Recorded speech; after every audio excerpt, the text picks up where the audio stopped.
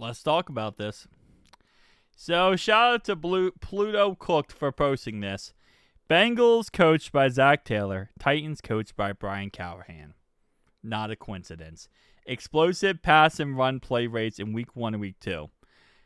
If you can't tell, or you can't see this real fast, that's the Titans right there, right next to us. Surprisingly enough, Brian Callahan's a tad bit in front of us, which is ironic. But, yeah, it's actually pretty bad. It's pretty atrociously bad. Explosive run play rate, we are at literally 0. Explosive pass play rate, we are at round what? It's 5. No, wait. That's 5. That's 10. We're on like 7%, which is by far the worst ratio. And whenever you go into any scenario, they tell you whenever you go into any game, never become one-dimensional. If you become one-dimensional, you lose every game. Well, we're 2-0, and that's as one-dimensional as you're going to get. When you're 0% for explosive run play rate, that's pretty atrocious. And same thing's happening here for Brian, which so far I've seen nothing but people saying that Brian Callahan needs to be fired, which, hey, that's not too surprising. I kind of want to, I don't say I kind of look up, but I don't think there is. Is there a Coach Taylor coaching tree? Like, you have the Andy Reid coaching tree, you have the Bruce Arians coaching tree, the Bill Belichick coaching tree, where it's like all the disciples from those coaches, and where are they now? So, like, for example, I think, sorry, my bad, Chip Kelly? Chip Kelly coaching tree.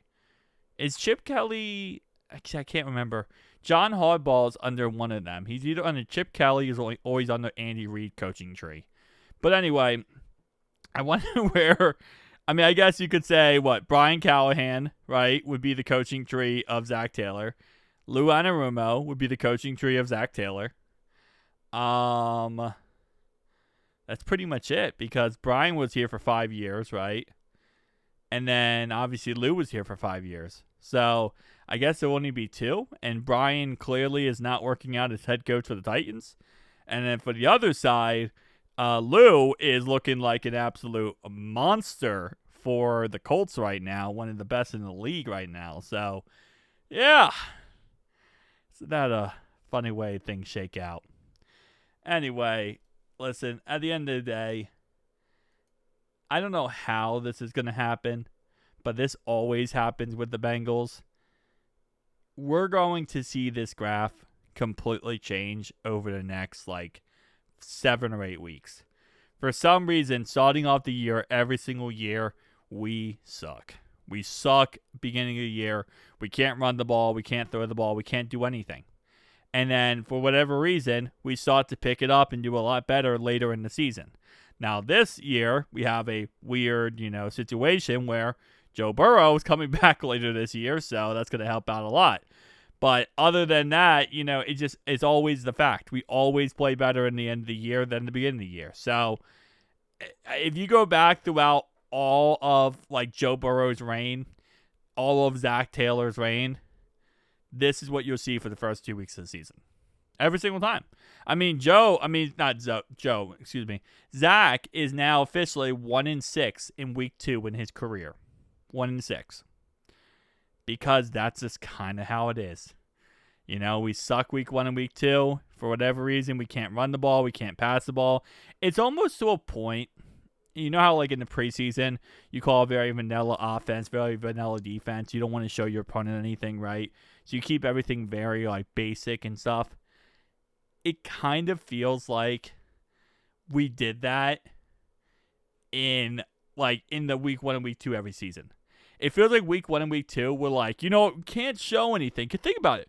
We're the 4th, and we talked about this in a video earlier today, 4% blitz rate, which is the lowest in the league.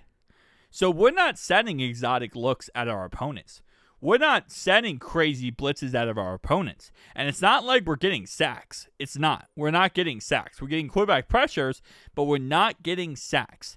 And what's so insane about that fact is it's almost like we're calling vanilla defense and then a vanilla offense. And it's almost like Zac Taylor every single year says, okay, for the first 2 weeks of the season, we're going to keep everything vanilla. We're going to keep everything basic, everything simple, and we're not going to do anything crazy. And then maybe after like the first 2 weeks, we'll start to actually open up the playbook and maybe we'll start to look better. I honestly am starting to think he does that. He just keeps everything vanilla like the preseason until the season truly kicks off. Until like week 4 or 5 of the season. And then he's like, maybe we should actually start to play some, football. And by that point, usually we're like 0-2, 0-3. And then, we find a way to go 9-8. I just, that's like mentally, that's what I always feel like is the case. Because, again, 4% blitz rate. We're not getting home. We're not calling exotic looks. And I truly do not believe it's Al Golden who doesn't know how to coach. Because Al Golden did it really well at Notre Dame. And I watched him for 4 years do it at Notre Dame. Or 3 years at Notre Dame. So, I don't know. Because this number right here, I guarantee you, even with Jake Browning, this will be in the next, if you look at the same graph 5 weeks from now, we'll be up here. We'll be, way up here. Because that is how Coach Taylor does it. I swear, I think he calls vanilla offense on purpose for the first couple weeks of the season. And then he does it. I don't know why he does it. There's no logic behind when he does things. He just does things. Like when they ask him about a turf toe injury and his response is, I don't know how turf toe even happens. I'm still ticked off by that interview. He sounded so disheartening. He sounded like he couldn't give a rat's butt about Joe Burrow's injury. And it still irks me right now. Zac Taylor, you really irk me. Because, Joe goes down with injury, and you're sitting there like, oh, next man up mentality. Whatever. We have, we did this same philosophy to go to a Super Bowl, so I don't know why we have to protect Joe Burrow now. Why would we have to protect Joe Burrow? We got to a Super Bowl without protecting the guy. Anyway. Guys, tell me down below your thoughts and opinions. Zac Taylor and his forever wisdom of finding a way to tick me off. Peace out.